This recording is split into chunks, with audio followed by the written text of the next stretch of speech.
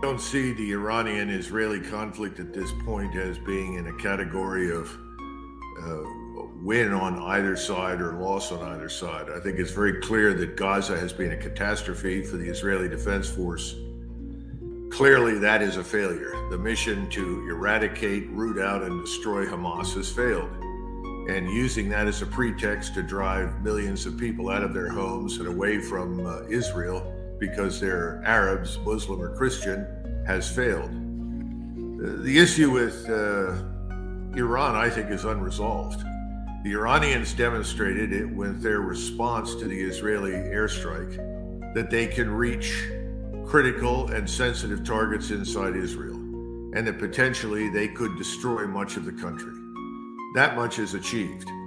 The Israelis did not respond, and I'm not sure that I or anyone else who has not sat in on the meetings at the highest levels can completely explain that.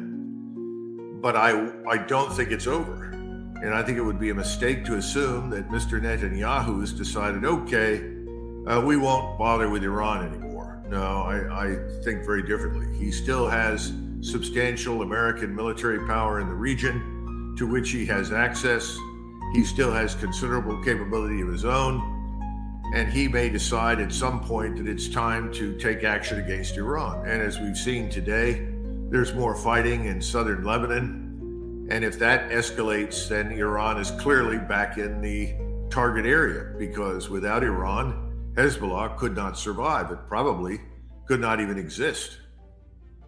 Talking about Hezbollah, here's John Sowers, who's the former head of MI6, with some very interesting advice to Prime Minister Netanyahu, basically saying, why don't you just leave Gaza and declare it a victory, even though you didn't win, and concentrate your efforts on Hezbollah. Well, listen to this. Very interesting. Cut number 9, Chris. This general is saying that you have to finish the job in Gaza. I'm not so sure about that, actually. I think Israel succeeded in reducing Gaza to rubble. Is that a success? Well, exactly. That's not exactly a success. They haven't secured the release of the remaining hostages who are still alive. They haven't killed the Hamas commanders. They've caused enormous amounts of humanitarian suffering. Frankly, I think from the Israeli point of view, they can change the subject. They can switch to Iran and Hezbollah and just call it a day in Gaza. I think that is conceivable. But the alternative, Christian, is if the Israelis do go back in a big way into Rafah to take on the last of the Hamas battalions. Yes, there's a security logic to it, but will they actually achieve any more than they've achieved already? Can they achieve any more than they've achieved already? Colonel? I think that Mr. Netanyahu recognizes that they have thus far failed in Gaza. And remember that the ultimate goal or objective was not simply to destroy Hamas. That was a useful excuse. You cannot have Israel from Jordan to the sea unless you can drive the Arabs that live on the remaining lands that are technically either within Israel or immediately adjacent to it out of their homes, out of their towns, away from their farms, and into neighboring states. So if he doesn't do that, how does he get settlers, Israeli settlers, Israeli homeowners, Israeli occupants, inhabitants to go back to the places where they formerly lived in southern Israel? Well, he can't do that. The same holds true for northern Israel. But I would disagree with the intelligence chief, and I would argue that Gaza should be finished in some way. I would not do what Mr. Netanyahu has done. Obviously, I would seek some sort of alternative solution. But the notion of expanding the war to Hezbollah, a force that is not going to easily be defeated and could conceivably bring in Iran once again into the fight, is disastrous. It's very reminiscent of the decision to turn on the Soviet Union, with Great Britain sitting in the rear of the German Empire. Impossible. As long as Britain remained the unsinkable aircraft carrier, why would you take on the Soviet Union? It's foolhardy and stupid. And I think the same thing is true for Hezbollah. If Israel takes on Hezbollah and Iran gets involved, what does Putin do? Well, that's another factor in this equation. It's more than just a factor. It's a critical variable. Mr. Putin holds all the cards strategically behind the scenes in the Middle East right now. He's widely respected. He's always counseled restraint, patience, and in general, the states, the people in the region have taken his advice on board. He's held in very high esteem, as is Russia right now. In fact, if you look at it from the standpoint of a branding exercise, our brand is severely damaged. We look ridiculous, and Russia's brand is very strong and looks very, very appealing. I think that Mr. Putin, by placing additional Russian troops in Syria, having put Russian forces in the Red Sea and the Indian Ocean, as well as in the Mediterranean, has made it very clear how he feels and what he's prepared to do if, in fact, we and the Israelis decide to take on Iran. And that's why I say the notion of turning on Hezbollah right now makes a future collision with Iran inevitable. Why would you do that if you're interested in, first and foremost, ridding your country of Hamas? Well, I think Hamas is important, but it's a sideshow to Mr. Netanyahu. He wants his entire country to be, quote unquote, Arab free. In order to achieve that end, he's got to defeat all of Israel's opponents in the region. That means a regional war. He can't do that without American support. Here's John Sowers again arguing for the two-state solution, cut number 10. I think Hamas will be able to reconstitute its military forces. There'll be plenty of volunteers for Hamas battalions emerging out of this conflict. And the only real answer to both Gaza and the West Bank is to have an authoritative Palestinian leadership which takes responsibility for those territories in the concept of a context of working towards a Palestinian state which lives alongside a secure and peaceful Israel. Isn't that effectively impossible with the current leadership of the Israeli government and the attitude of the Israeli people post-October 7th? Absolutely. Mr. Netanyahu has the backing of 80 to 85% of his population when it comes to this issue of the two-state solution. A Palestinian state on the borders of Israel, or containing or embracing parts of Israel, is, from the vantage point of the Israelis, the equivalent of setting up an organized crime state that will hold a knife to the throat of Jews in Israel in perpetuity. Remember, all of this is about vanquishing the enemies, the opponents of Israel, and destroying anyone who in their minds challenges or threatens Jews. That's why you continually hear in the American and Western press anyone who fails to support Israel unconditionally being called an anti-Semite.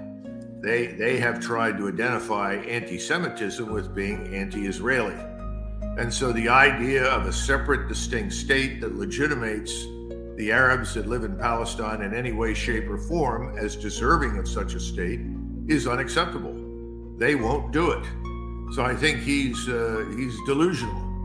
And as a result, the war goes on, and the war is not going to end nicely.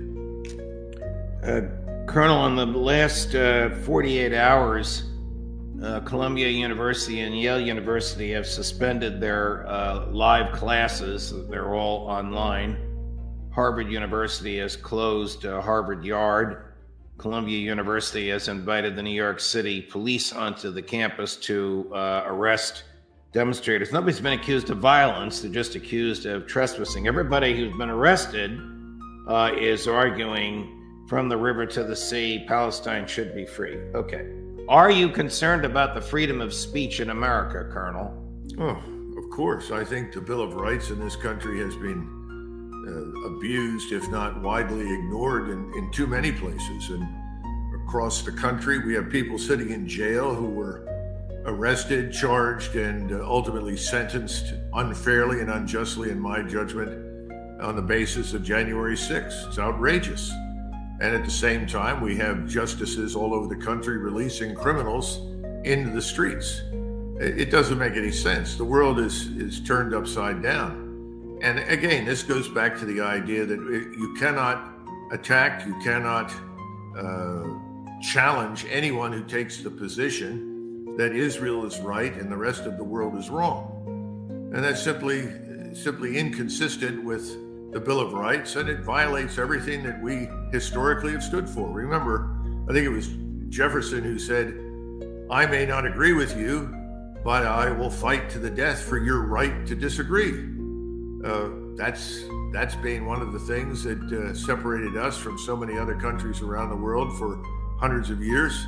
We seem to have jettisoned that. Now we are passing legislation that creates categories of protected people. This is not good for national cohesion. It's not good for American society. I don't think it's good for Israel, frankly, but more important, I think it harms Jews all over the United States and the Western world. Before we go, I'd like to go back to something you mentioned earlier, which is scary, actually, and that is and correct me if I'm mischaracterizing what you said, Colonel. We have given away so much of our substantial military equipment we might not have available for us what we might need if, God forbid, we need it. Okay. That's absolutely right. Look at the loss rates in terms of equipment and people in the war between Ukraine and Russia. We neither have the soldiers, sailors, airmen, and Marines on active duty to withstand those losses, nor do we have the backlog of stored equipment that could be opened and then rapidly redistributed to replace losses on the battlefield. What we've done is that we've sent almost everything we have across the sea to Ukraine. And now we've done the same thing with ammunition, particularly precision-guided missiles and precision-guided artillery, as well as spare parts to Israel.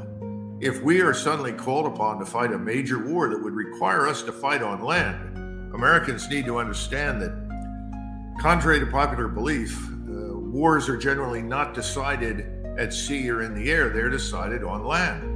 And right now, we don't have the force structure, nor do we have the depth in the force to fight a major war on land anywhere. Perhaps in Texas against Mexico, but that's about it. I realize the constitutional system provides for civilian control of the military, and that's a positive good. But do the people that wear the uniform understand and appreciate the dangers of the depletion of ammunition and equipment?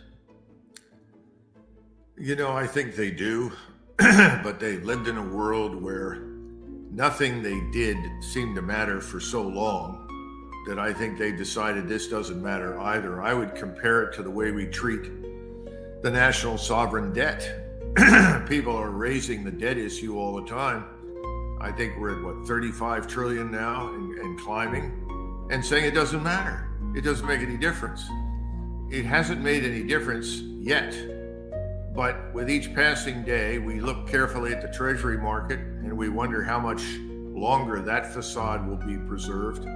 There are 100 other factors in the economy that have an impact. It's very fragile. It could fall apart quickly. Well, the same thing is true militarily.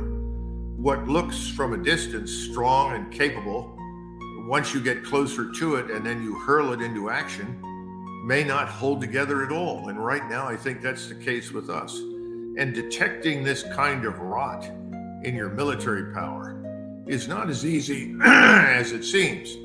And remember, you're dealing with a Congress that thinks its principal mission is to spend money. And they spend it, whether or not what they buy works, whether or not what they are supporting with their funds is effective. Excuse me. All shrinks to insignificance. What counts most of all is spending the money.